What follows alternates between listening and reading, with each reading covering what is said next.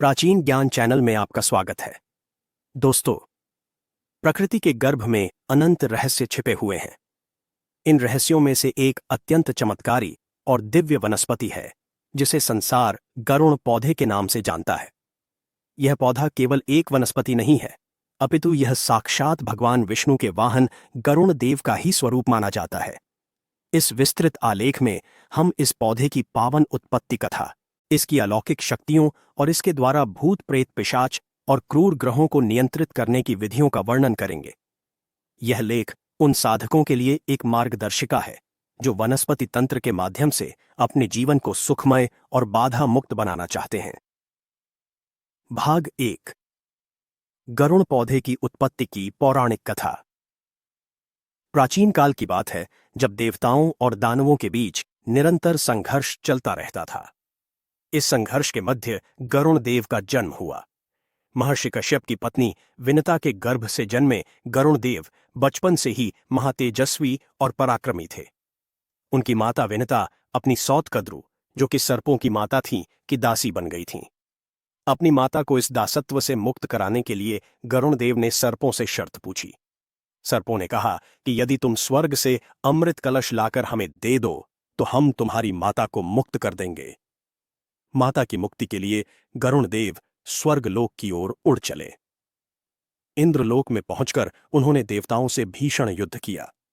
उनका वेग और पराक्रम देखकर देवता भी भयभीत हो गए।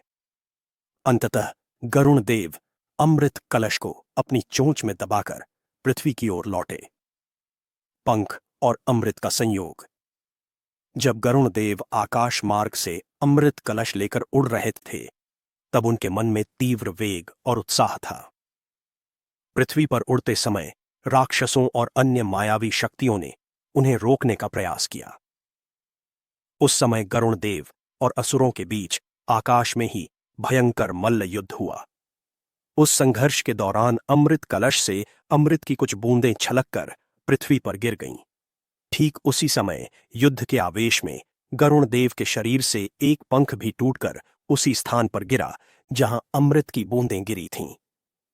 अमृत के स्पर्श और गरुण देव के अंश यानी उनके पंख के संयोग से वहां एक विचित्र पौधे का जन्म हुआ। चूंकि यह पौधा गरुण के पंख और अमृत के मिश्रण से उत्पन्न हुआ था, इसलिए इसका आकार गरुण के पंख जैसा लंबा और नुकीला हो गया। इसके पत्तों पर सर्प की त्वचा जैसी धारियां बन गईं, जो यह दर्शाती हैं कि यह पौधा सर्पों का काल है। इस प्रकार पृथ्वी पर गरुण पौधे का अवतरण हुआ। ऋषियों और मुनियों ने जब इस पौधे के गुणों को देखा तो पाया कि इसमें स्वयं गरुण देव की शक्ति समाहित है। यह विष को हरने वाला, वायु को शुद्ध करने वाला और नकारात्मक शक्तियों का नाश करने वाला महाशक्तिशाली पौधा बन गया। तभी से इसे गरुण वनस्पति या गरुण संजीवनी कहा जाने लगा। भाग 2। गरुण पौधे से दिव्य सिद्धि और शक्ति प्राप्ति विधि। गरुण पौधा अपने आप में एक सिद्ध वनस्पति है। इसे घर में लगाने मात्र से कई दोष समाप्त हो जाते हैं, किंतु यदि कोई साधक विशेष विधि विधान से इसकी साधना करता है तो वह अष्ट सिद्धि और नवनिधि के द्वार खोल सकता है। यहां हम उन दुर्लभ प्रयोगों का वर्णन कर रहे हैं जो गुप्त तंत्र शास्त्रों में वर्णित हैं। साधना की पूर्व तैयारी। इस पौधे से शक्ति प्राप्त करने के लिए साधक को पवित्रता का विशेष ध्यान रखना होता है। साधना के लिए रविवार या मंगलवार का दिन सर्वश्रेष्ठ माना गया है। पुष्य नक्षत्र या रवि पुष्य योग में इस पौधे को घर लाना अत्यंत शुभ होता है। 1. संकल्प और स्थापना। साधक को चाहिए कि वह स्नान आदि से निवृत्त होकर लाल वस्त्र धारण करे। एक तांबे के पात्र में जल, कुमकुम, अक्षत और लाल पुष्प लेकर गरुण पौधे के समक्ष जाए। सर्वप्रथम हाथ में जल लेकर संकल्प ले कि हे वनस्पति राज, मैं अपनी सुरक्षा और आध्यात्मिक उन्नति के लिए आपकी शरण में आया हूं। कृपया मुझे अपनी दिव्य शक्तियां प्रदान करें। 2. मंत्र जाप और प्राण प्रतिष्ठा। पौधे के पास एक घी का दीपक जलाएं। दीपक की लौ पूर्व दिशा की ओर होनी चाहिए। इसके पश्चात गरुण देव का ध्यान करते हुए निम्नलिखित मंत्र का 108 बार जाप करें। ध्यान रहे कि उच्चारण शुद्ध हो। मंत्र: ओम नमो विहंगराजाय सर्व विश्व हराय सर्वभूत दमनाय गरुणाय स्वाहा। इस मंत्र के जाप से पौधे में सुप्त चेतना जागृत होती है। लगातार 41 दिनों तक इस मंत्र का जाप करने से साधक को स्वप्न में भविष्य की घटनाओं का आभास होने लगता है। 3. गरुण कवच निर्माण। यदि आप चाहते हैं कि गरुण पौधे की शक्ति हमेशा आपके साथ रहे तो एक विशेष प्रयोग करें। पौधे का एक पुराना सूखा हुआ पत्ता लें जो स्वयं टूट कर गिरा हो। उसे तोड़ना नहीं है, उस सूखे पत्ते को पीसकर चूर्ण बना लें।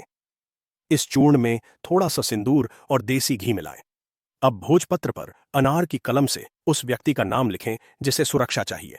उस भोजपत्र को तांबे के ताबीज में भरकर गले में धारण करें।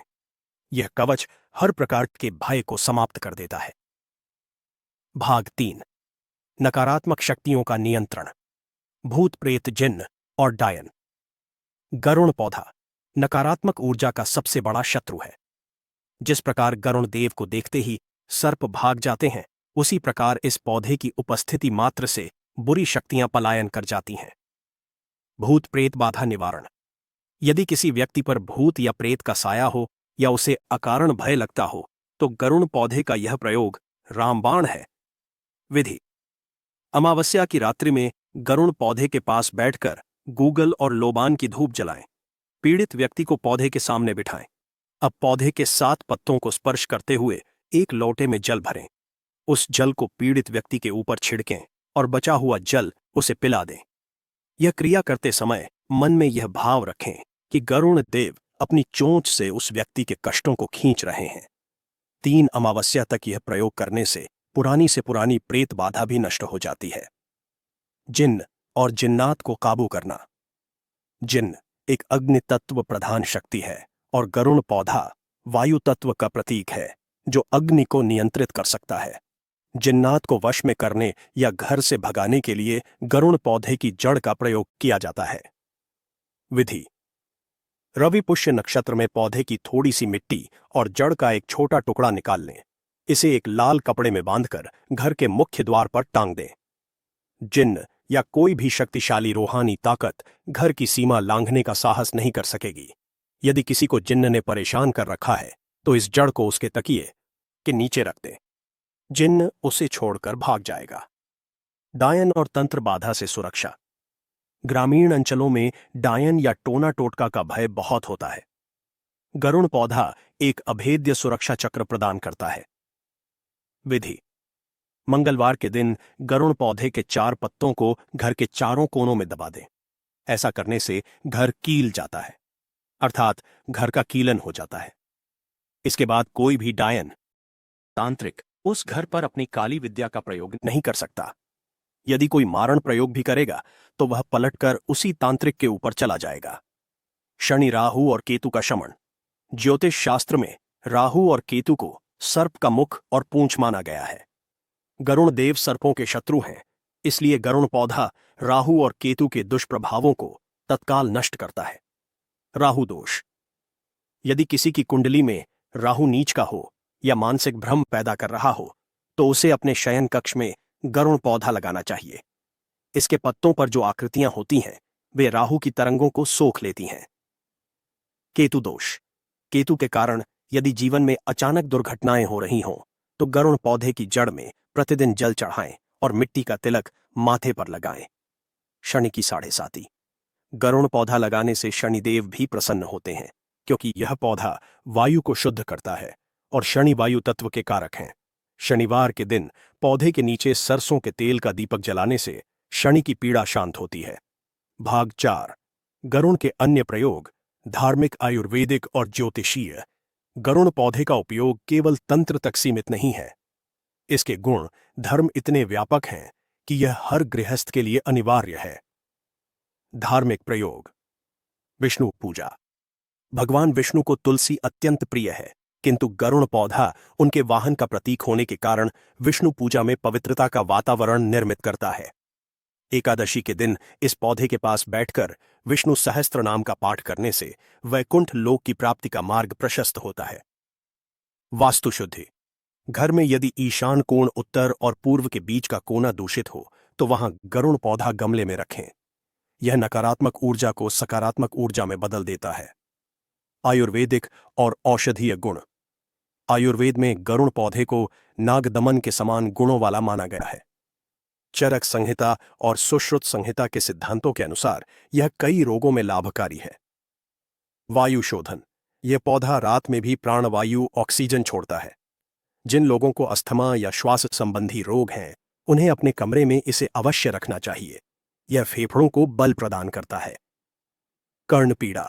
यदि कान में दर्द हो रहा हो तो प्राचीन वैद्यों के अनुसार इस पौधे के पत्ते का रस हल्का गर्म करके एक बूंद कान में डालने से दर्द में तुरंत आराम मिलता है। वैधानिक चेतावनी। इसका प्रयोग किसी योग्य वैद्य की सलाह से ही करें। विषनाशक। लोक मान्यताओं के अनुसार यदि किसी को साधारण कीड़े ने काट लिया हो तो इसके पत्ते को पीसकर लगाने से जलन शांत होती है। यह विष के प्रभाव को कम करता है। चर्म रोग। त्वचा पर दादखाज या खुजली होने पर इसके गूदे का लेप करने से शीतलता मिलती है और रोग ठीक होता है। ज्योतिषीय और आर्थिक प्रयोग। धन की कामना हर मनुष्य को होती है। गरुड़ पौधा धन आकर्षण का भी केंद्र है। व्यापार वृद्धि। यदि आपकी दुकान या व्यवसाय ठीक से नहीं चल रहा है तो दुकान के प्रवेश द्वार पर 2 गरुड़ पौधे रखें, एक दाईं ओर और एक बाईं ओर। यह ग्राहकों को आकर्षित करता है और नजर दोष से बचाता है। ऋण मुक्ति। कर्ज से परेशान व्यक्ति को मंगलवार के दिन इस पौधे में मीठा जल पानी में थोड़ी शक्कर मिलाकर अर्पित करना चाहिए। ऐसा करने से धन के स्रोत खुलते हैं और कर्ज का बोझ उतरने लगता है। भाग 5। पौधे की देखभाल और सावधानियां। गरुड़ पौधा अत्यंत सहनशील है। यह कम पानी और कम प्रकाश में भी जीवित रहता है। यह इसकी जिजीविषा को दर्शाता है, परंतु इसकी पवित्रता बनाए रखना आवश्यक है। 1. इसे कभी भी अपवित्र स्थानों जैसे शौचालय या गंदे नाले के पास न रखें। 2. मासिक धर्म के दौरान महिलाओं को इसे स्पर्श नहीं करना चाहिए। 3. यदि पौधा सूख जाए तो उसे आदरपूर्वक किसी नदी में प्रवाहित कर दें और नया पौधा लगा लें। सूखा हुआ पौधा घर में रखना अशुभ माना जाता है। 4. इस पौधे का अपमान करना साक्षात गरुड़ देव का अपमान करना है। दोस्तों, गरुड़ पौधा प्रकृति का दिया हुआ एक अनमोल उपहार है। यह न केवल हमारे घर की शोभा बढ़ाता है, बल्कि हमें अदृश्य बाधाओं से भी बचाता है। इसकी उत्पत्ति अमृत से हुई है, इसलिए यह जीवनदायी है। तंत्र मार्ग में यह एक सशक्त हथियार है, तो भक्ति मार्ग में यह विष्णु भक्ति का सहायक है। जो मनुष्य श्रद्धा और विश्वास के साथ गरुड़ पौधे की सेवा करता है, उसके घर में कभी भी दुख, दरिद्रता और दुर्भाग्य का वास नहीं होता। अतः हर मनुष्य को अपने घर के आंगन या बालकनी में इस दिव्य पौधे को स्थान अवश्य देना चाहिए। यह आपका रक्षक है, यह आपका मित्र है और यह ईश्वरीय शक्ति का प्रतीक है। ओम शांति शांति शांति।